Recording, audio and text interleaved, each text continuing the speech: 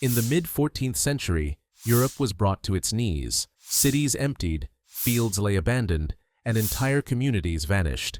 The Black Death, as it came to be known, claimed tens of millions of lives, yet for centuries, its true beginnings remained hidden in mystery. Historians debated whether the plague emerged in China, in the Mongol steppes, or somewhere along the Silk Road. The trail always seemed to fade before the story could begin. Now, with the help of ancient DNA, that mystery is finally unraveling. From two small cemeteries near Lake Issyk-Kul, in present-day Kyrgyzstan, scientists have recovered the genetic fingerprints of Yersinia pestis, the bacterium that caused the Black Death. These medieval genomes sit at the very root of the pandemic, marking the point where the deadly lineage first took shape. What began in a remote Central Asian valley would soon spread across continents, carried by traders, soldiers, and ships, altering the course of human history. This is the story of how the world's deadliest pandemic truly began. In the windswept valleys of modern-day Kyrgyzstan lies Lake Issyk-Kul, a vast inland sea surrounded by rugged mountains. Along its northern shore sits a cluster of medieval cemeteries, little more than weathered stones rising from the earth.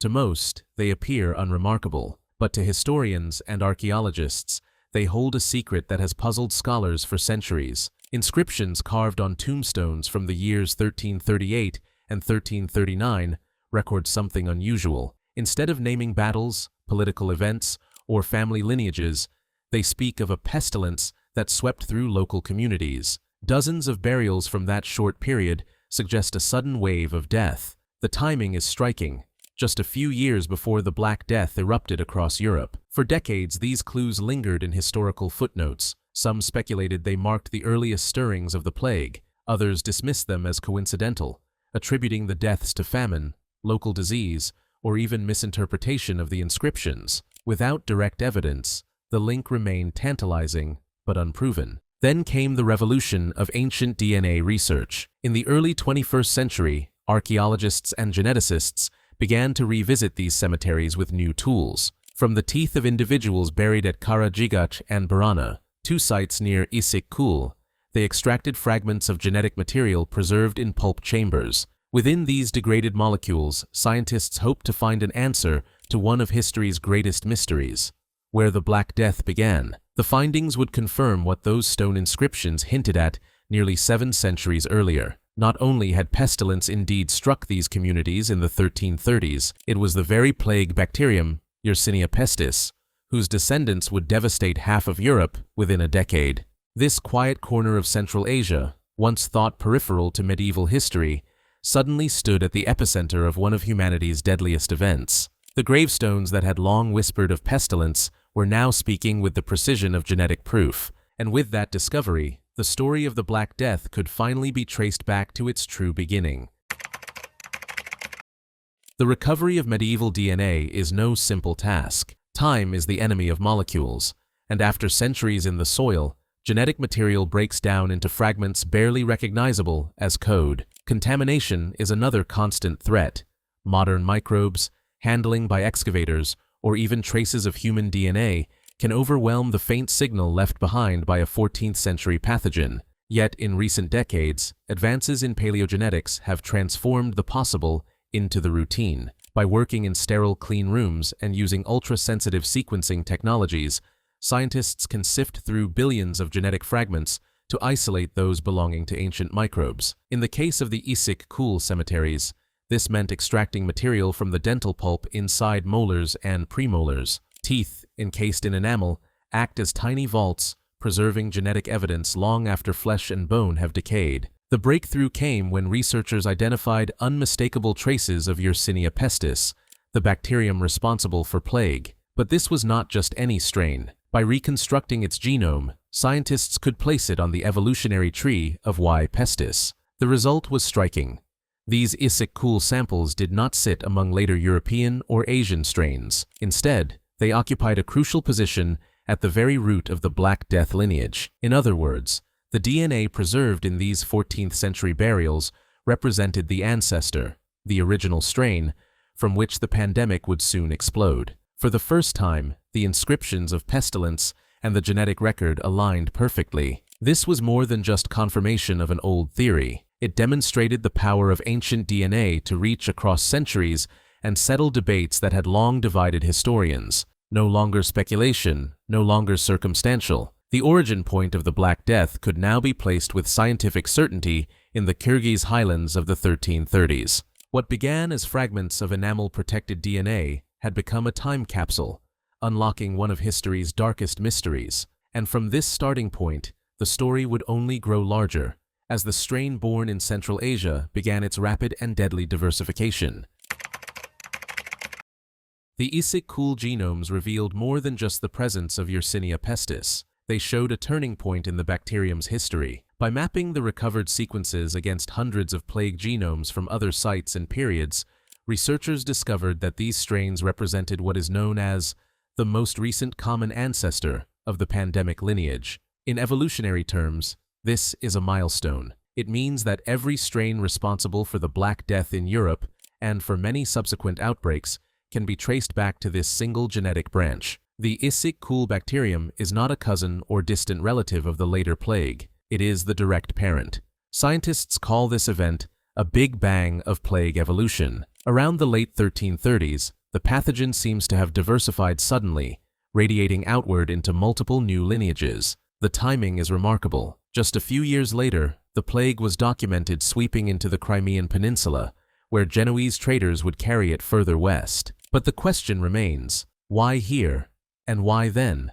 The Issyk-Kul region was no isolated backwater. It sat at a crossroads of trade routes linking China, the Middle East, and Europe. Merchants, missionaries, and Mongol officials passed through its valleys, exchanging not only goods and ideas, but also pathogens. The ecological setting added fuel. Plague is a disease of rodents and their fleas, and Central Asia was home to abundant marmot populations, known reservoirs of the bacterium. Human contact with these animals, whether through hunting, skinning, or trade in furs, may have allowed the disease to jump into new hosts and new environments. The evidence suggests that, in this narrow window of the 1330s, genetic conditions, ecological settings, and human networks aligned to produce the strain that would change the world. A microbial spark had been lit in the Kyrgyz steppe, and it would soon ignite into the deadliest firestorm of the Middle Ages. From here, the story turns outward. Once the plague left Central Asia, it spread rapidly along the arteries of trade,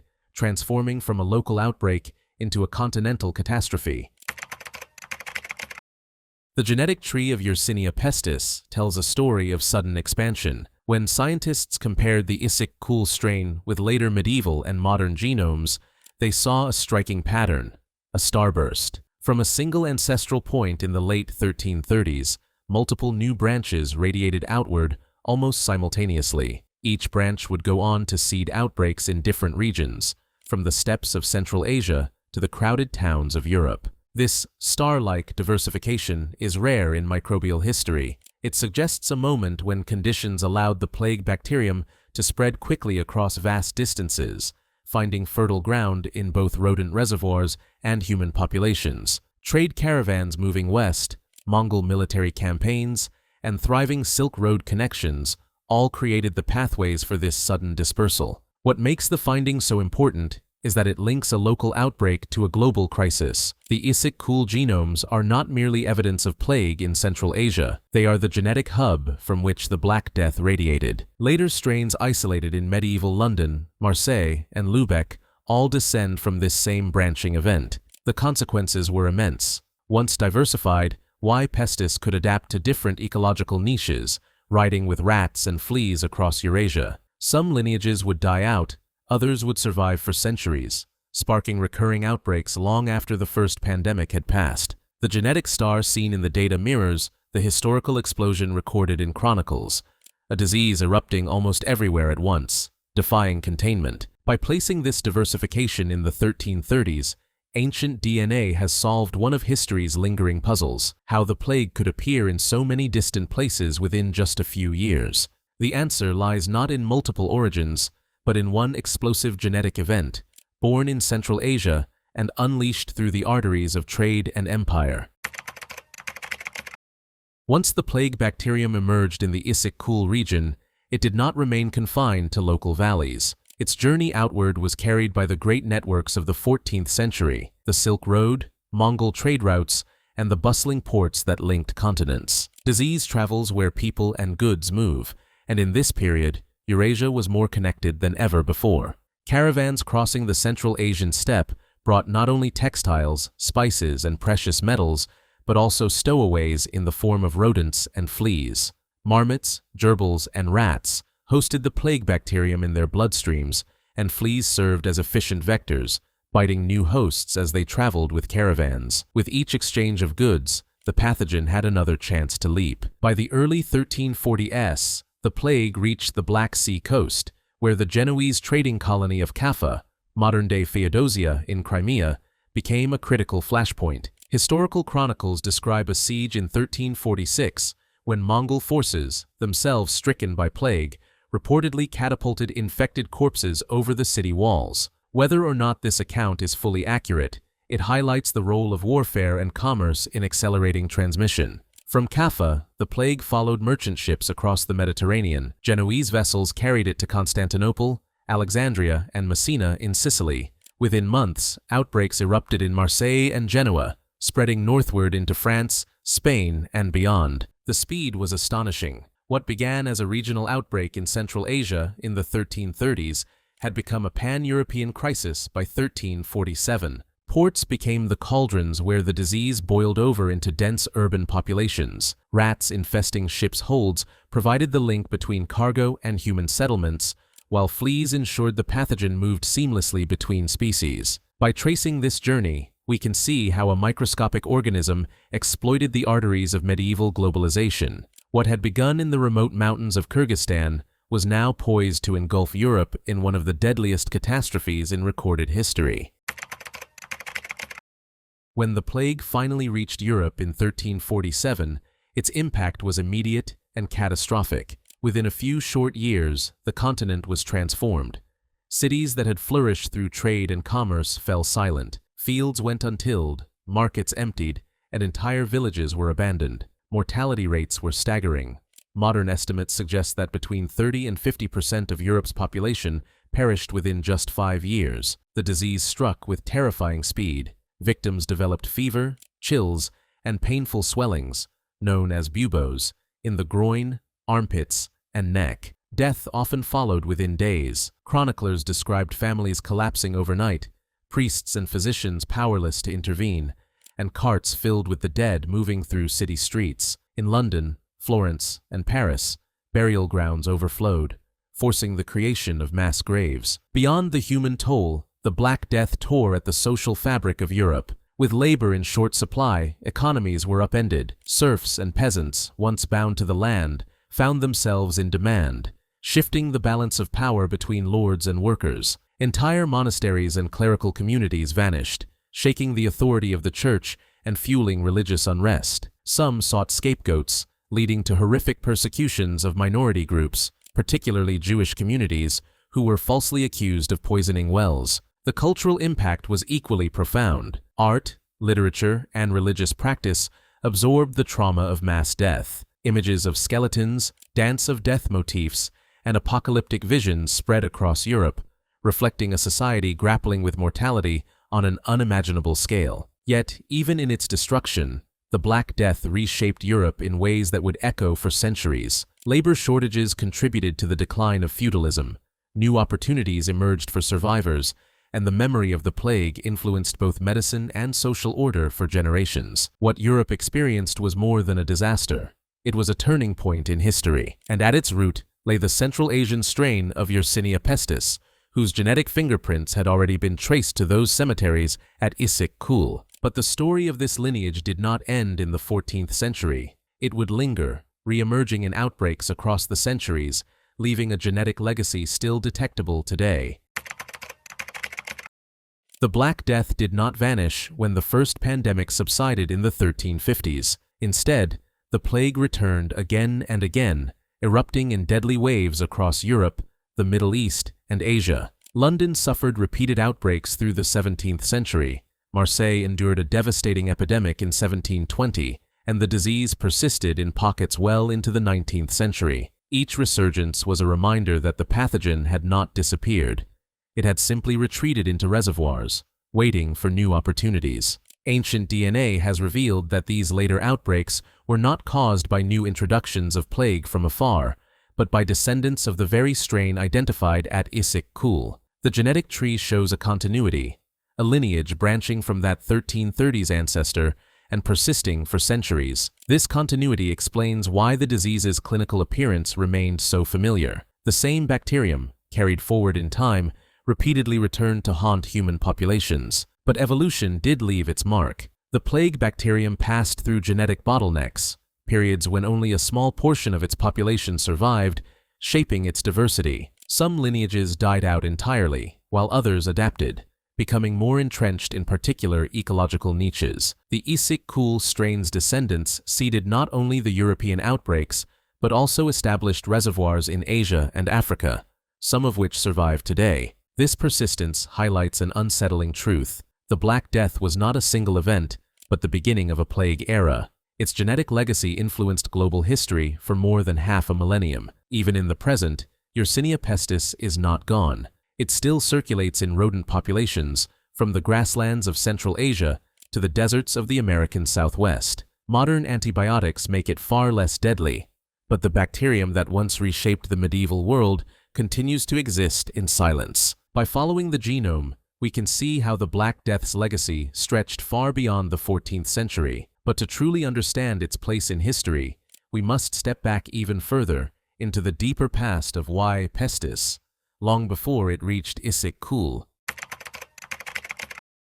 The Black Death may be the most infamous plague pandemic, but the story of Yersinia pestis stretches back thousands of years before the 14th century. Ancient DNA has revealed that this bacterium was already circulating in human populations during the late Neolithic and Bronze Age, long before medieval chroniclers first recorded its effects. In 2015, researchers analyzing 4,800-year-old remains from Sweden discovered genetic traces of Y. pestis. These early strains lacked some of the key adaptations that would later make the bacterium so devastating. Notably, they were not yet efficient at spreading through fleas, meaning their transmission was likely slower and less explosive. Still, they were capable of causing lethal infections, and some scholars believe they may have contributed to population declines in late prehistory. Further discoveries in Russia, Central Asia, and Europe confirmed that plague was present in multiple regions during the Bronze Age. Its spread appears to have been linked to the great migrations of the time,